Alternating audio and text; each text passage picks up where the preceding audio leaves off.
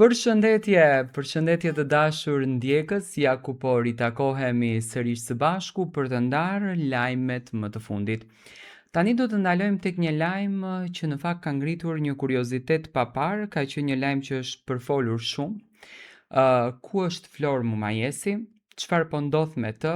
Pse të gjitha këngët u fshin nga platforma e tij digjitale YouTube? Si qëndron fati i tij edhe shumë pyetje të tjera që në fakt nuk po merrnin përgjigje.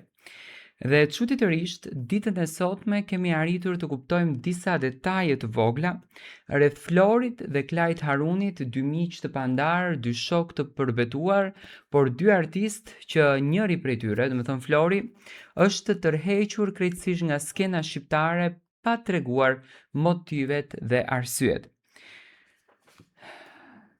Këtë vit do të kemi një ngjarje të bukur. Para se në fakt filloj të lexoj lajmin për çfarë bëhet fjalë, do të kemi një dasëm. Një dasëm që do të na sjellë vetëm dashuri dhe lumturi. Lajmin për këtë dasëm e ka bërë të ditur vetë partnerja e Klajt Harunit, Orgesa Haruni, gjatë një interviste. Ajo bëri me dije se çifti do të kurorëzoj dashurinë në muajin qershor, ndërsa zbuloi edhe disa detaje nga ceremonia. Sipas Orgesës, vetë Klajdi do të performojë në dasmën e tij, duke i dhënë mbrëmjes një atmosferë edhe më personale e festive. Por surpriza e madhe lidhet me emrin e Flor Mumajesit.